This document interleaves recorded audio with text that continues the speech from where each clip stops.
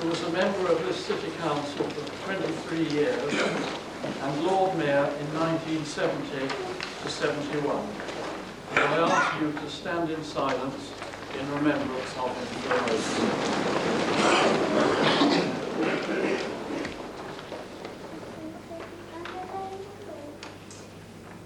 Thank you very much.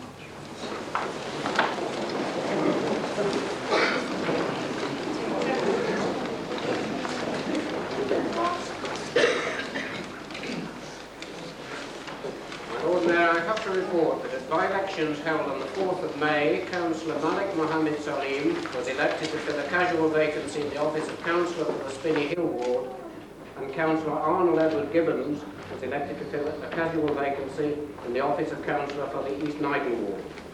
I can also report that both members have made the declaration of acceptance of office in accordance with Section 83 of the Local Government Act 1972.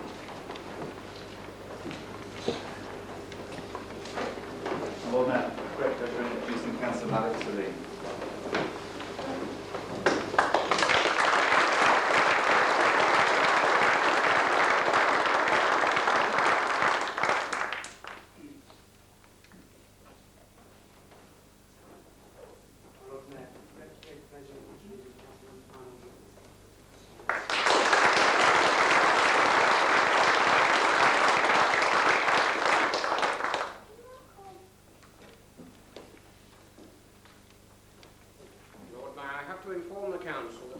received on the 9th of May the resignation of Councillor Lee, and I have to state that the by-election to fill the resulting vacancy in the office of Councillor for the Charnwood ward will take place on Thursday, the 15th of June. The next item of business is the election of a member of the council as Lord Mayor for the next municipal year.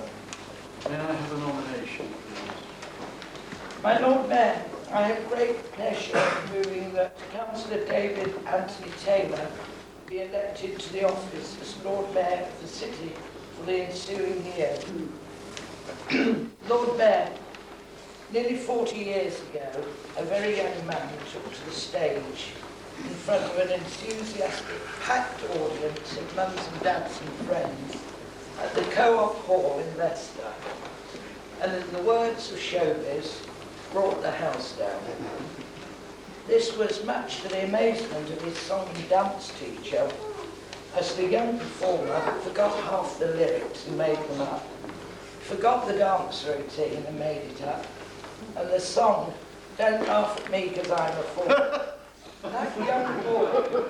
That young boy had got the taste of the entertainment world as he exited to tremendous applause. Yes, it was David Anthony Taylor, born on the 20th of June 1940, the only son of Breamy and Alf Taylor. They lived then in Cannon Street before moving to a corner shop in Carley Street, which is just off Wharf Street. David helped his mum in the shop. He used to cut up cheese and weigh sugar. He helped out because his mum at that time was not well, and his father, with his work, was travelling around the country. He began to learn what hard times were for people. He learned what a square meal was. This is what he told me. It was an OXO cube. He saw many families who were having hard times. And he saw as well how his mother was always concerned about those who needed help. And she was always finding practical ways of helping. But by the mid-1950s, the houses had all gone from the Wharf Street area, City Council slum clearance programme, and of course all their customers had gone as well. So the Taylor family left the shop and moved up to Netherhall. Later on, though, they moved to St Matthew's estate when it was built. But the entertainment world still had the attraction for David, and his first professional engagement was at the Ayleston Club, where he received the princely sum of £2.10 for 3 shows, Saturday night, Sunday lunchtime and Sunday night. When he was 17, he decided to turn professional and went up to Leeds. This was at the beginning of the rock and roll era, but his mother was worried. Times were hard in the entertainment business, and he travelled all over the country. He met many other young people trying to make their name in the entertainment world. But with David, home ties kept bringing him back to Leicester. Mum and Dad persuaded David to get what they called a proper job. So he worked in soft furnishings in 2 of the major city stores. But again, the stage called to him, and this time it was London. He was promised contacts and demos, and he worked there one-night stands and did the pubs during that period of time. But I think David always admits that that was the loneliest time of his life. Although he worked at that time with many people who have now become famous names within the showbiz world. Again, he came back to Leicester, this time a job selling shoes with one of the major local shoe manufacturing companies. And it was here that he met Margaret, who was doing an in-between jobs before starting the nursing training. But again, David went back to the stage, this time up north to the Northern Club circuit, and also doing seasons in the shows in the holiday camp. By the mid-1960s, David was plagued with a childhood complaint, usually a nose and throat problem, and went in for a nose operation to the General Hospital. And who was working there? Margaret. Once again they met. But I first met David in 1970, which was quite a busy year for me. It was the first time that I stood for the City Council. I returned home one night early in April from canvassing, as one does when one stands for councils.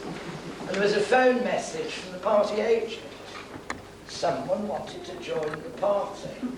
I looked at the address, 2 streets down the road. I thought, can't miss this one. Always looking for people to help. So I knocked on the door with a membership form at 9:30 p.m. that night. Yes, it was Dave's front door. He told me his uncle had been over from Canada and advised him to join the Labour Party if he wanted. He was so keen on wanting to help people. And he'd also, by chance, my election address had dropped through the door that day. I was grateful that it was mine and nobody else's, perhaps, because it may have changed the whole course of his career. He asked me if there was anything he could do to help in the election campaign. Little did he know what he was saying and letting himself in for. And I said, yes. When are you available? Not wanting to push him too much. Tomorrow night, 6 o'clock? Yes, said Dave. And have you transport? Oh, yes, said Dave. Gosh, I thought, I'll find an enthusiastic young person and a car. The next evening, Dave started his political career. He soon learned to persuading people to have posters up. He was great as well in getting old people to go and vote, and I think it was his experience of delivering meals on wheels that had helped him with that. When I was elected in May 1970, we immediately went into the general election campaign, and this is where Dave had a crash course on electioneering. I left him in charge of posters. With his enthusiasm, the red posters spread over the old South West Leicester constituency as though a circus had hit town. I then persuaded him to take over the job of ward secretary. Those people that have been in our party know the usual course of these jobs that are given to people. If they're enthusiastic, they always get the secretary's job. But anyway, David learnt his politics from the grassroots. And by 1971, we persuaded Dave to stand for council in North Braunston. And in May that year, he joined me on the city council. In 1972, when the new social services department was set up, David became vice chair to Lily Marriott on the social services committee, an area of work that he has made many contributions to and has continued to do so in his capacity as a county councillor. His knowledge of social services is second to none. He later became a county representative on the Health Authority. We all had our fun with David, and I know there's some people here from North Braunston. We affectionately call him Dr. David, because he's always advising people on their ills and their cures. David's always been a good ward councillor and particularly a good colleague to me. He's always responded to an emergency. A phone call, Dave, can you help? Can we visit so-and-so? Okay, see you in a few minutes. And off we would go, whatever the time of the day or night.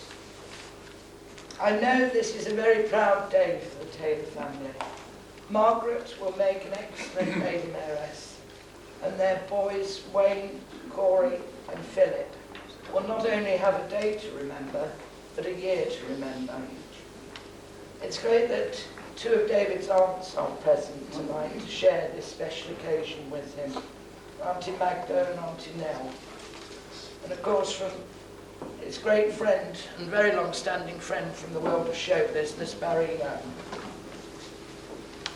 David, like us, has great respect for this high office of Lord Mayor of the City of Leicester, and I know he will carry out his duty with flair, enthusiasm and dignity.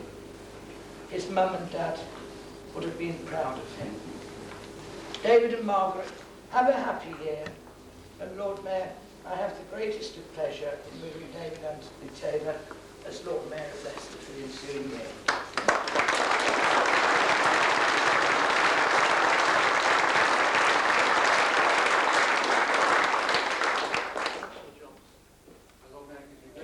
Second Councillor David Anthony Taylor's nomination.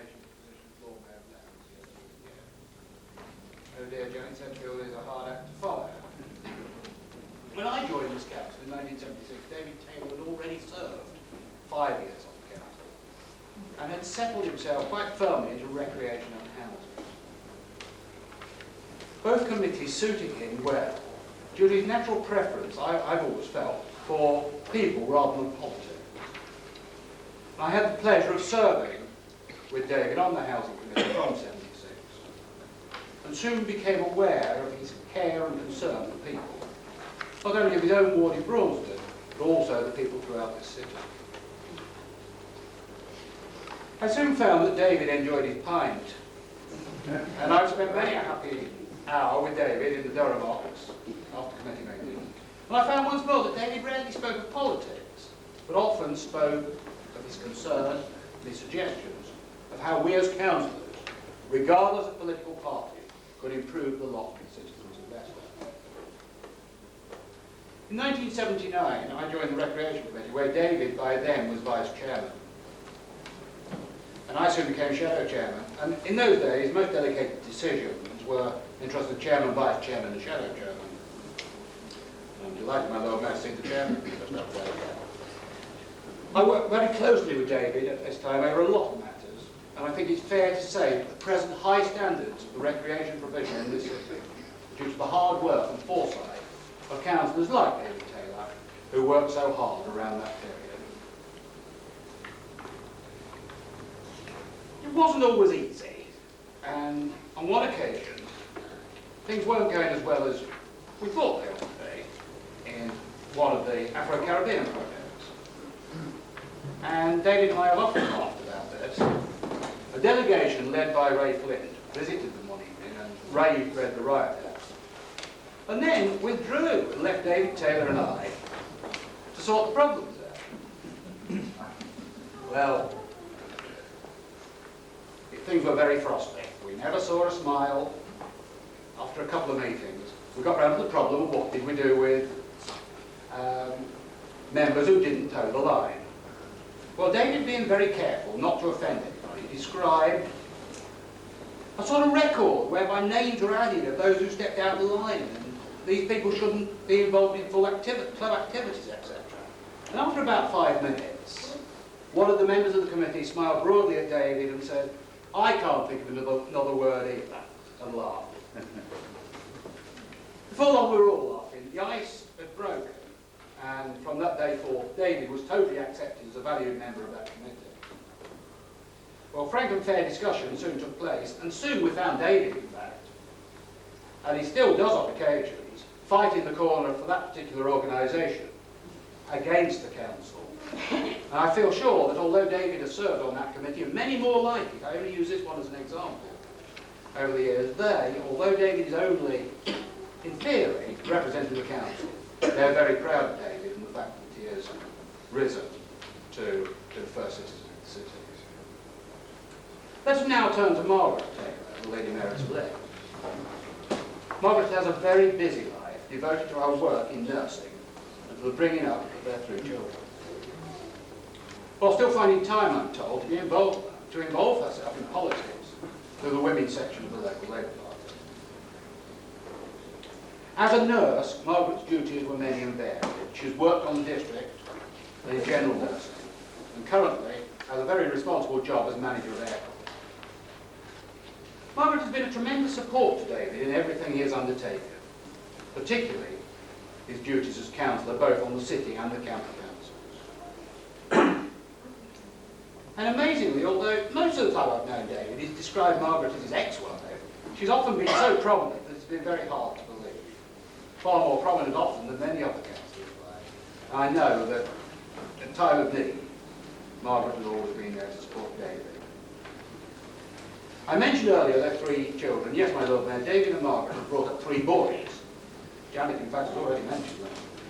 Wayne, Corrie and Philip, who have now all grown up in fine young men, of which I know both David and Margaret are justly proud. But I also know that these 3 young men will be a tower of strength to David and Margaret in the busy year ahead.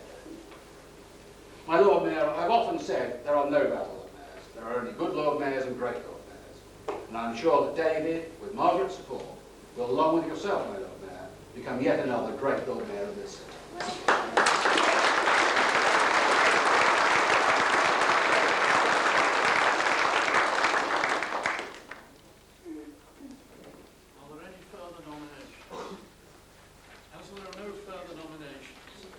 put to the Council the motion that Councillor David Anthony Taylor be elected to serve as Lord Mayor of the City for the ensuing year.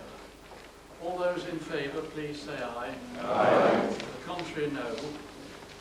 That motion is carried, and Councillor David Anthony Taylor has been duly elected.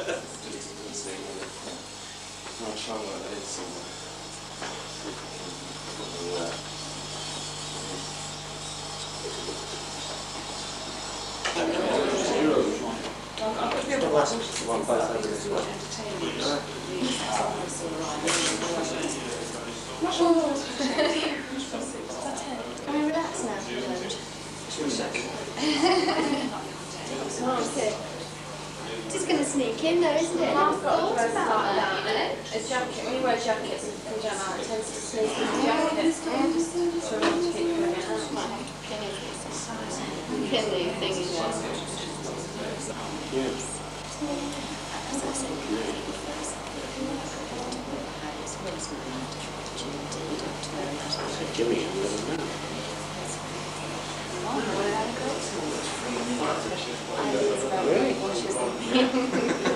Never ever eat it. My children have been this way because they won't be anything this Yes, you've been good to fight. We'd like to do the old handshake. Come in nice and tight if you want to be nice and tight. There we go. Alright, all this way. Okay. A bit. Just hold your head normal. Alright. Okay. Nice big smile. Nice big smile. Just do one last bit, innit? Okay. Thanks. Can I just before you charge up, can I just get a quick picture of the two?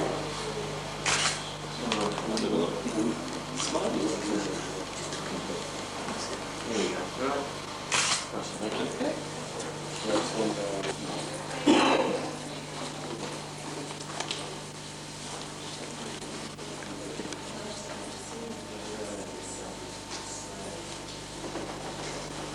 Just sitting here, aren't you? So I'm just going in there.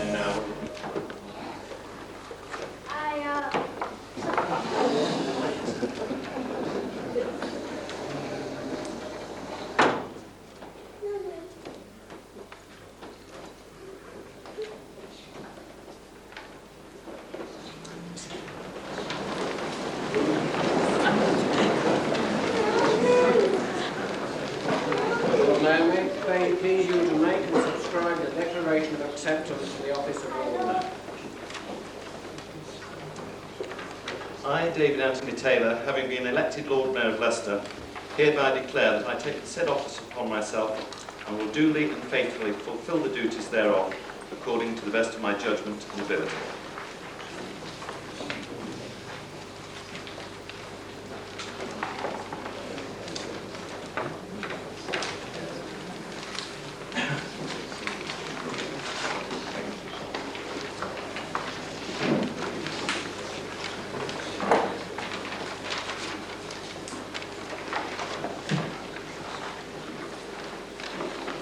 My Lord Bishop, Class Lord Mayors, Members of Council, ladies and gentlemen. It's most kind of you, Councillor Setchfield, and you too, Councillor Johnson, to speak so generously of me, and I thank you both, Councillor Setchfield for proposing me as Lord Mayor, and you, Councillor Johnson, for seconding. Thank you. I was born and brought up in Leicester, and it's certainly not an easy task to find the words that will convey to you my pride at being appointed to this important office. But I can assure all the people of Leicester that I shall carry out my duties with dignity and work hard and diligently for them. The people of Leicester have earned a remarkable reputation in supporting charitable causes and special events, and once again they've lived up to this fine reputation in the support which has been forthcoming for the Special Olympic Games to be hosted in our city this summer. And I will certainly endeavour to support the Games as much as possible from its official opening on Saturday the 19th of August. It's very evident that recreational facilities and support staff we're able to offer within our city compare very favourably with other major centres in Great Britain, as we, for example, not only successfully won our bid to host the Special Olympics, but also the British Transplant Games, which will be taking place at the Saffron Lane Sports Centre and other venues at the end of July. All members of the community have worked closely together in the enjoyment and satisfaction of close cooperation, I'm sure will not cease as I ask all the people of Leicester to join me in fundraising for this year's Lord Mayor's Appeal. A very exciting project, the Playmobil Appeal. Try saying that when you've had a cup. I did hear this morning actually that the police were going to use that instead of the breathalyzer now. Say that 3 times. The Playmobil Appeal is a playbus for all children, especially those with disadvantages and disabilities. I have always been actively involved with the needs of children, having been a member of the City's Adventure Playground Committee and the Play Council, which came on after it, together with my work as a county councillor, especially on the social services and education committees.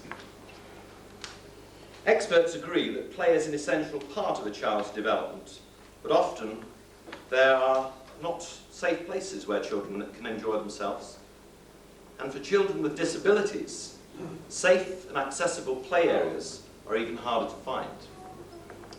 When I considered the options, I devised quite a revolutionary concept that a play centre on wheels, the Playmobile, which would visit the children where they live, what we call the Heineken approach, reaching those parts of the community which other provisions cannot reach. I didn't understand that one. I suppose I haven't got the right accent to do it. This is no ordinary mobile project. It will be specially designed to meet special needs. Essentially, it will consist of a double-decker bus which will be converted using the latest state-of-the-art high technology design skills and materials. The lower deck will be a soft play cave, sand and water play, toilet facilities and storage. And upstairs there will be a kitchen area, quiet play space, tabletop space for computer games, etc. A special feature of it is that all aspects of the bus will be designed with the needs of children with disabilities in mind. This includes not only an access lift to the lower deck, but a lift to the upper deck, which will enable children in wheelchairs to enjoy, probably for the first time in their lives, the experience of being on the top deck of a double-decker bus. Something that most of us in this chamber take for granted.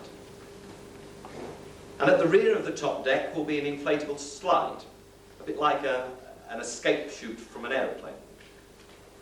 Attached to the side of the bus will be a huge awning, and probably one that actually blows up, which will allow play in all weathers, as a shade from the sun, or more likely protection from the rain. And as a highlight, the bus itself will tow its own trailer, which itself can be opened up into a puppet theatre.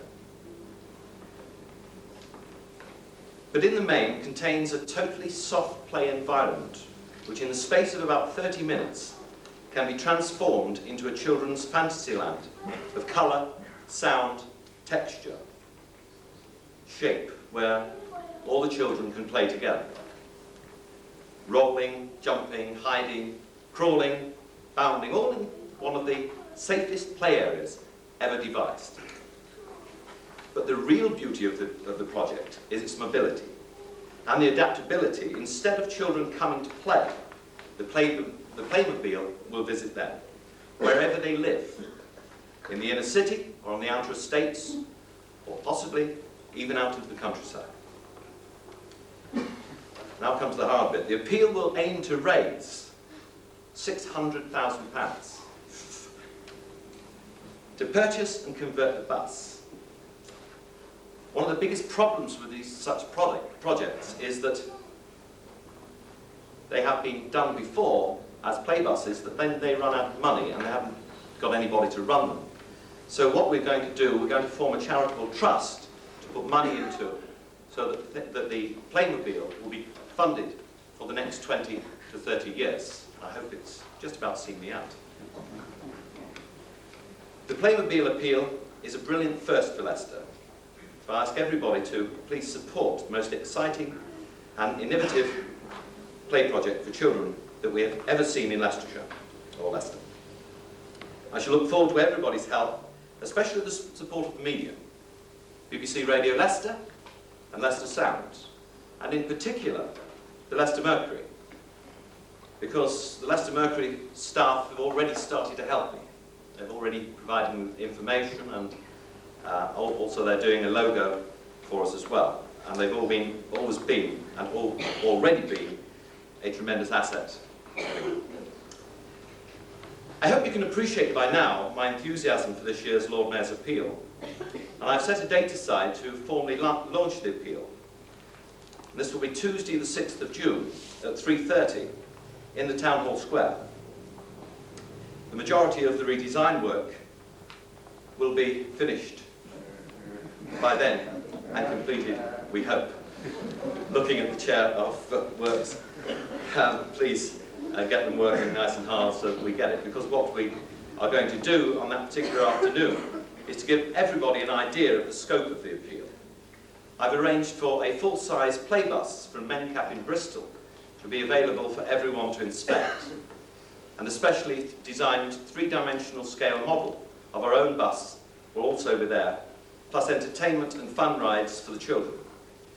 The invitation for the 6th is open to everyone, especially school children, to attend, and I know that we shall enjoy working together in fundraising for this year's appeal, the Lord Mayor's Playmobil appeal. We will be having inflatables, etc. in Town Hall Square. I want to turn it in the new Town Hall Square, just for one afternoon, into a giant children's playground, just for the afternoon. A special thank you to Sally Ann and Pamela from Emily Fortey School who came and presented the bouquets to retiring Lady Mayoress and our new Lady Mayoress. In conclusion, I thank you all for your support this evening. The only twinge of sadness, and when Janet was moving it, I nearly went. Hello. Hello, Sally. Right. You going there? Yes, in a minute. The only twinge of sadness for me is that my mum and dad, Alf and Irene, or Reen as we all know, who are not with us anymore, cannot be with us tonight, because I know that our friends that are here with us know exactly what my mum and my dad would have said about this ceremony this evening. Once again, members of council, guests, I once again pledge that to carry out my duties as Lord Mayor of this city, ably assisted by Margaret, as my Lady Mayoress, to the very best of my ability. I look forward to my year of office when we will strive to maintain the tradition and dignity of the office of Lord Mayor of the City of Leicester, with, I hope, a little bit of fun. I think too many people take themselves a little bit too seriously at times. We need the dignity, but I hope we can have the fun too. So with that, members, guests, thank you very much.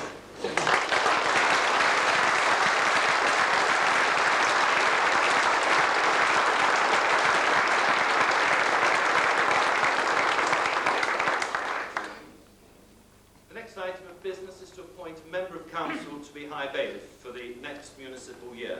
May I have a nomination, please? Hello, Mayor. I wish to move that Councillor Colin Grundy be appointed High Bailiff of this city for the ensuing year. My Lord Mayor. I'm here for another couple of minutes. It gives me the very greatest pleasure, my Lord Mayor, to second the nomination of Councillor Grundy. As my last act as High Bailiff, it is a joy to second my successor.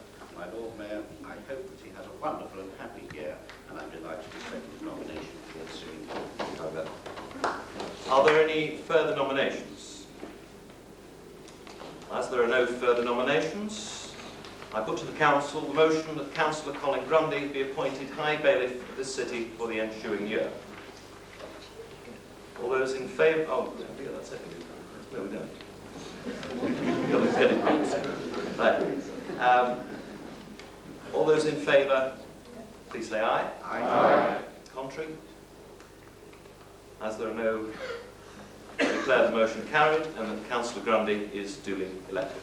Congratulations.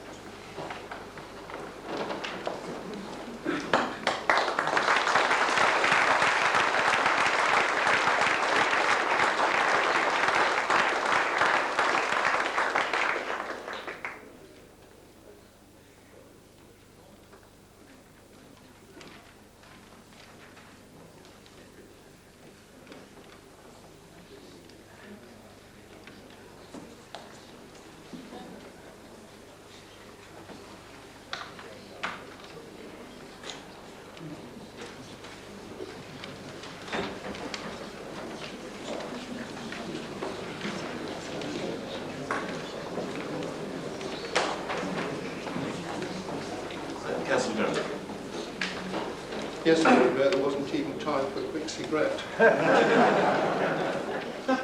Lord Mayor, I'll try and be brief, although as probably as members of council know that over the past year or so, when somebody starts off, my Lord Mayor, I'll be brief. It's nothing to do with being succinct, and brevity is completely lacking. When Henry Dunphy told me of this, he said it would be good for me, good for West Coast, and since there were no executions, it would be a bit of a sinecure. He didn't tell me, though, about the happy hours that you're going to have, entertaining and being entertained by the judiciary. Didn't tell me that I'd be expected to do anything that the Lord Mayor and the Deputy Lord Mayor wouldn't pick up. For example, the Lord Mayor has already got me to volunteer for one of his sponsorships. It's skydiving or...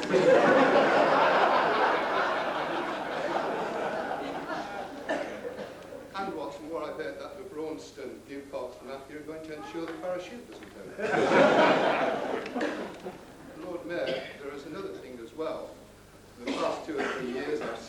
Councillor Derby sits. And whenever the cry went up, my Lord Mayor, I'll be brief, I was able to slip out quite unobtrusively into the back to have a cup of tea provided quite well by Councillor Thomas, and there to join the latest harassed and victimised minority, the smokers, before returning to the chamber. But finally, Lord Mayor, could I ask a question? I do thank the council for electing me to the High Bailey. But this question I'd like to put to the Chief Executive or to the City Attorney. I think everybody probably read in the Mercury last Saturday that my predecessor, Councillor Kimberlin, is going to refuse probably to pay his fine for parking on the double yellow line. He's joining of the Anti-Law and Order Brigade. And if he does, then obviously his goods and assets or chattels are going to be confiscated. I'd like to know, will that be one of my first jobs?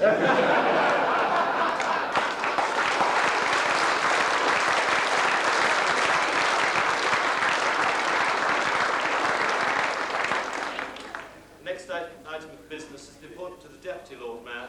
I move that Councillor Guy Joseph Patrick McKenna Collis be appointed Deputy Lord Mayor in the ensuing year. Councillor Mullins. Second, Lord Mayor. Are there any further nominations? Yeah.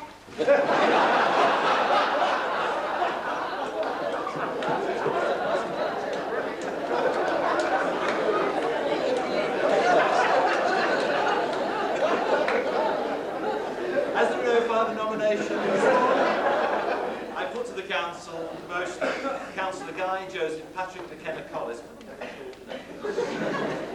be appointed Deputy Lord Mayor for the ensuing year. All in favour, please say aye. Aye. Contrary? I declare that motion carried.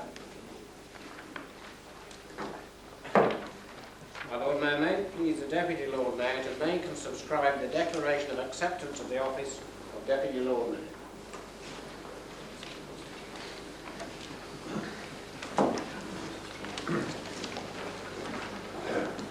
I, Guy Joseph Patrick McKenna Collis, having been duly elected to the office of Deputy Lord Mayor of the City of Leicester, hereby declare that I take the said office upon myself and will duly and faithfully fulfil the duties thereof according to the best of my judgment and ability.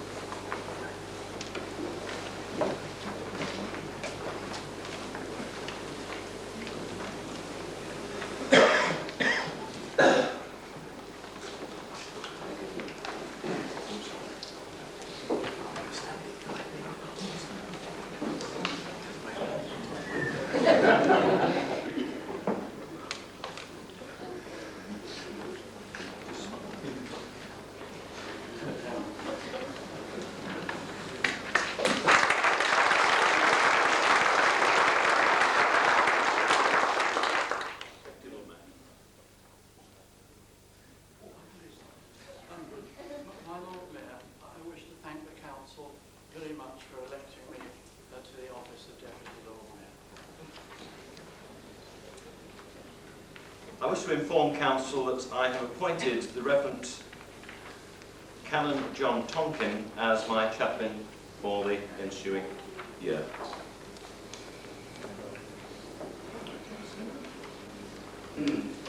Councillor Johnson.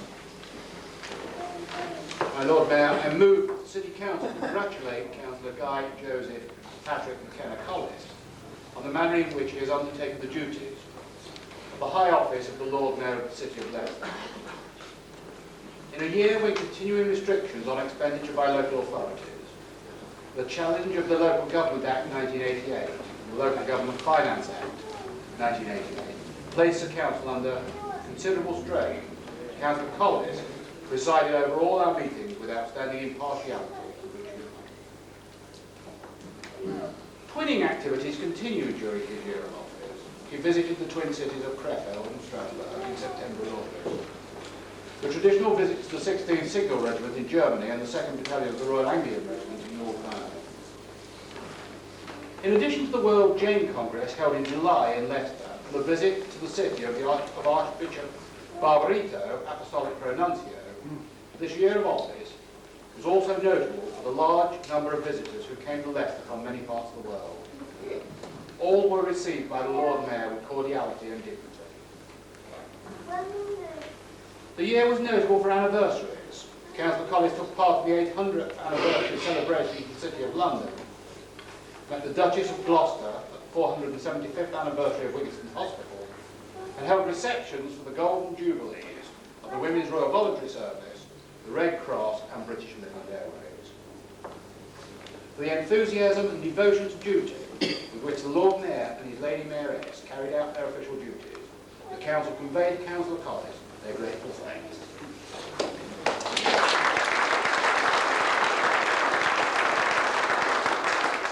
Put to Council the resolution of thanks. Councillor Billy. Well, Lord Mayor, it's surprising for you to miss out your friends. My Lord Bishop, Pastoral Mayors and Lady Mayoresses, members of the City Council, ladies and gentlemen, in seconding the vote of thanks to the retiring Lord Mayor, may I first of all congratulate you on your election to the chair. I won't on this occasion take up the point that Councillor Johnson made about what I call poll tax, could I speak plain English, but let that go. But can I say, my Lord Mayor, that Guy Collis, like his predecessors, has been a very busy first citizen and has brought honour to himself and as well as upholding the pride and prestige of our city of Leicester. He has made the usual round of visits to many projects in Leicester where the presence of our Lord Mayor, everybody's Lord Mayor in this city, is one of the great highlights of the year, and he has given praise and encouragement to many of our people who are single-minded in their efforts to serve their fellow citizens, and we ought to be grateful for that. He has paid visits to Strasbourg and to Krefeld to strengthen our ties with our continental twins, and has visited our young men serving with the 2nd Battalion of the Royal Anglian Regiment in an area of enormous stress. Besides furthering the good relations between the various ethnic groups that make Leicester a shining example to the whole world, he has been involved in forging new links between Leicester and that dear land across the Irish Sea from whence he originated in the shape of the visit of the Mayor of Kilkenny. I have had the privilege, my Lord Mayor, of attending a number of functions at which Guy Collis has been present, and I have been most impressed with the exemplary manner in which he has carried out his duties. My Lord Mayor, Guy Collis has indeed carried on the good work of most, and modestly forbids me to say all of his predecessors. He hands on the torch to you now, and this ancient city of Leicester, for which we have so much affection and so much pride, will not easily forget the year of office of Guy Collis. Thank you.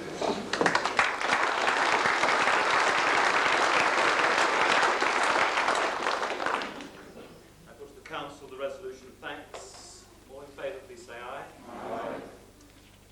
Okay, carried.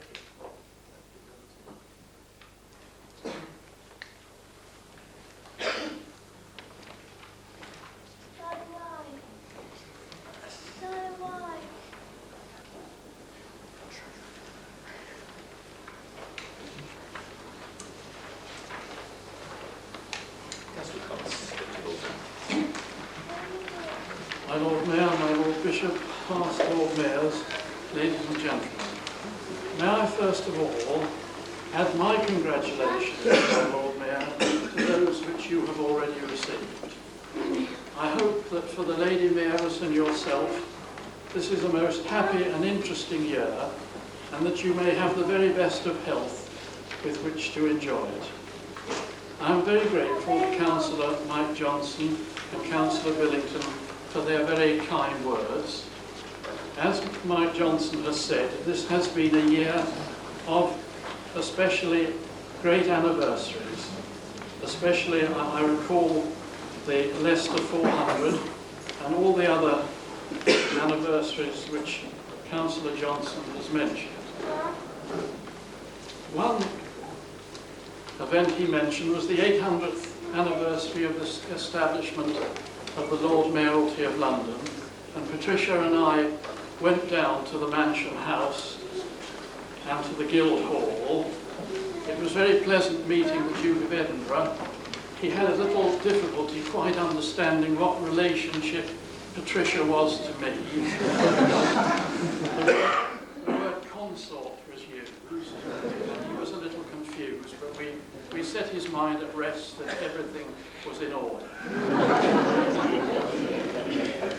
It was very interesting too to meet all the different Lord Mayors from all over England and Wales, the Lord Mayor of Belfast and the Lord Provost from Scotland. Seeing so many of them all standing in the same place at the same time, I was very tempted to start a trade union on the spot. One of the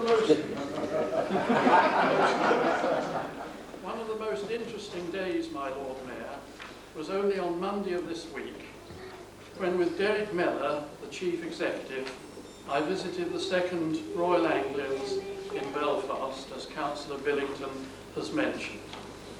They're carrying out a very hard, demanding job very well. Conditions, as you know, and as we saw, are not at all pleasant, but their morale and spirits remain very high. They're well spoken of in the area, both by the police and by the civilians. They have met death and very serious injury with great courage. Leicester, and indeed every other place from which they come, can be very proud of.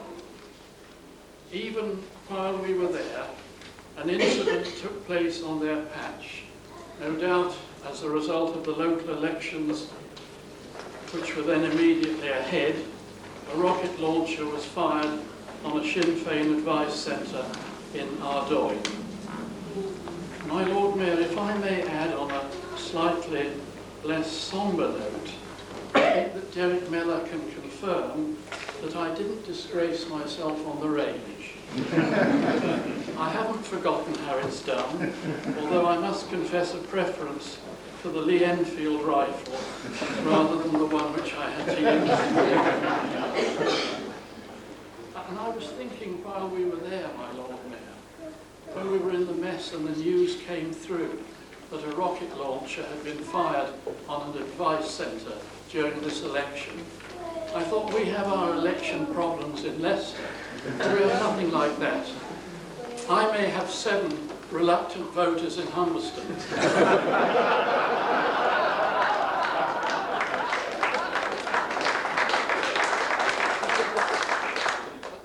Nobody fires rocket launchers at me. My Lord Mayor, I wish to thank very much all the people who have so very generously contributed to my charity, the community care work of Age Concern. It was not perhaps the best year for an appeal, with so much else happening and so many disasters. But I suppose it's all money that would not otherwise have been raised, and I know that every penny will be well used by Age Concern. My Lord Mayor, I wish to thank very much Pat Cusack, Ernie Tate, and all the other officials at Age Concern. They are, of course, professional people carrying out a professional job in a professional way, but the way they go about their duties, it's very much more than that.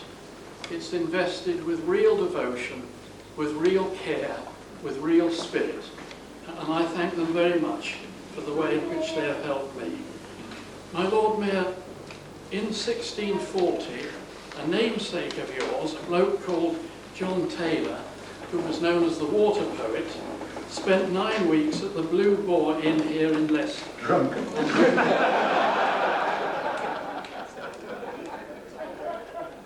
remarked on how charitable and careful the people of Leicester were in providing for the poor and the needy. And 350 years later, the people are just as generous. And may I, my Lord Mayor, add just one thing about this water poet. I won't make any comment on what he said. I'll just tell you what he said and leave it with you.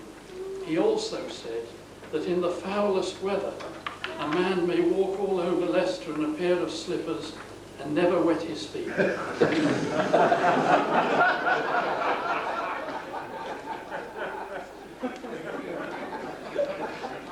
won't say any more about my year of office because I let you into a secret now.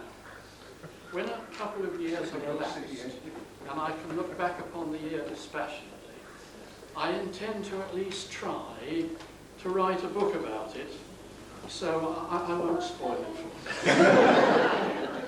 My Lord Mayor, all sorts of people are writing books today. Former government ministers, former company directors, former parliamentary researchers. So I thought, why shouldn't a former Lord Mayor add to the list? Before I finish, my Lord Mayor, I must express a few thanks. And first of all, I want to thank very sincerely all the members of the City Council who gave me the opportunity to do this job. I think perhaps some of you know that it's no secret that chairing the monthly meeting was not exactly my favourite job. And I admit that there were shortcomings. I know I cut one or two of you off in your prime. I'm very sorry about that. I overlooked one or two of you, but I think you'll have to agree that I did it impartially. I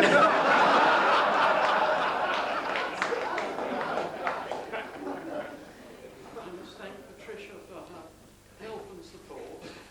I know it wasn't always easy. I wish to thank Gordon Palmer and Mrs. Palmer, the Deputy Lord Mayor and his wife, for their continued help, and whenever they were asked to do anything they rose to the occasion, as did of course the High Bailiff, Councillor Peter Kimberlin and Mrs. Kimberlin. I don't know whether he's here. Why, I can see him now. I wish to thank Stanley Smith for his knowledge, patience and long suffering with a very awkward Lord Mayor, and also to Mrs. Margaret McArdle, upon whose shoulders Stanley's mantle fell. She has proved a very worthy successor, and that is saying something. I wish to thank also Valerie and Sally in the office, Thelma in the city rooms for all their work, Father Shanahan, who never sent me to the bishop once, to John and Larry, chauffeurs extraordinary, who always got me to almost 750 engagements at exactly the right time, and that is some effort. Even when we travelled on the M1 a couple of times and we got really snarled up in terrible traffic, somehow or other we managed to arrive at the right place at just the right time. And lastly, my Lord Mayor, may I please thank very especially our indefatigable Chief Executive, Derek Mellor. I've mentioned that I was not exactly happy always at the monthly meeting, and sometimes I frankly didn't see how we were going to get out of the next item, but Derek Mellor guided me across some very thin ice, and only once did we get our feet wet, when the council had to adjourn for some time, and I suppose it could have been worse. I'm also grateful to Derek Mellor for his help in Strasbourg and Northern Ireland. One of the things, of course, which he does on those occasions is to look after the chain. And as you know, my Lord Mayor, or as you will certainly find out, the chain is far more important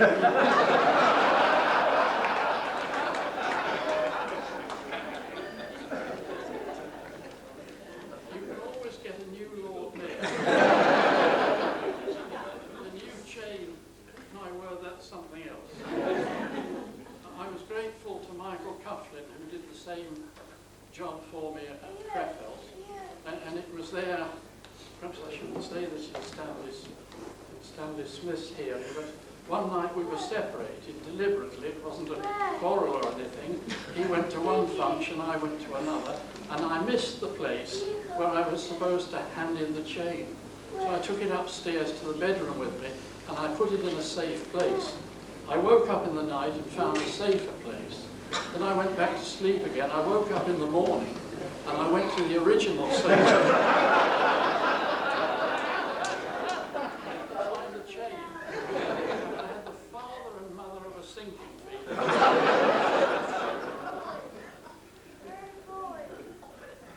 My Lord Mayor, you may remember something that Prospero said in the Tempest. I don't mind if you did. I had to look it up myself. He said, "You do look, my son." He wasn't talking to a Lord Mayor. He said, "You do look, my son, in a moved sort, as if you were dismayed. Be cheerful, sir. Our revels now are ended.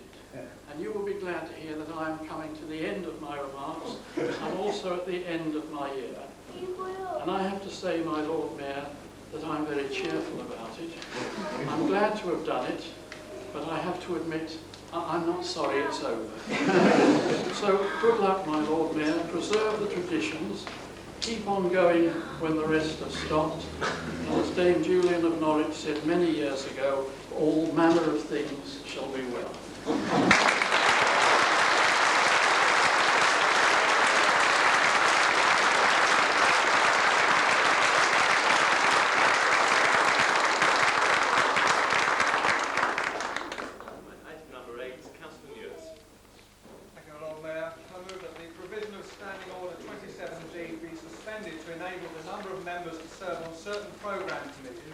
Certain subcommittees of the Policy and Resources Committee to be increased, and that the provision of Standing Order 27H be suspended to enable chairs, vice chairs and members of committees and subcommittees to take up office immediately.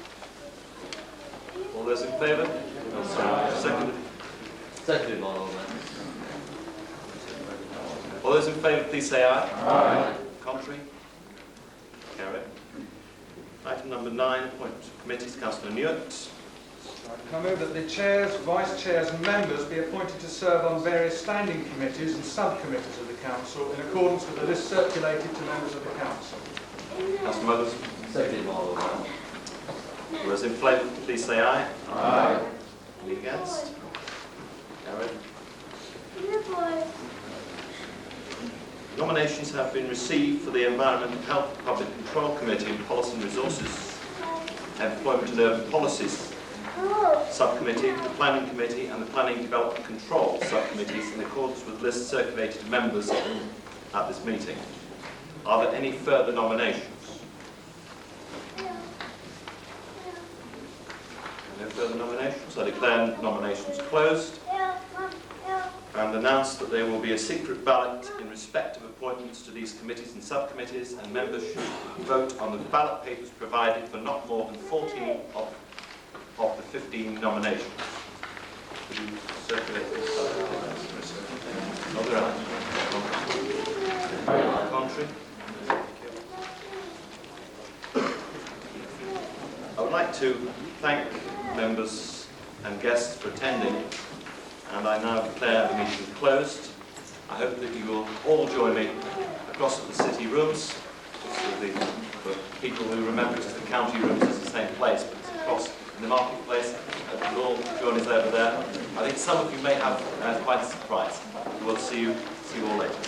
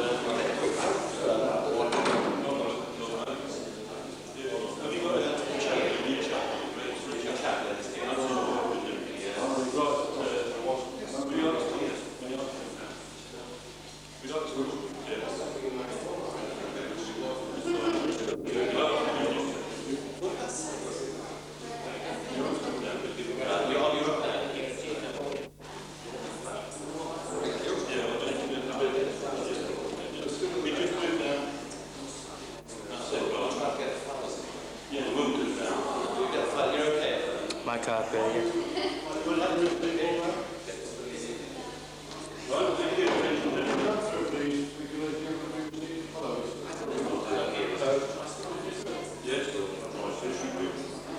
The last when you went across the city route to the refreshments already waiting.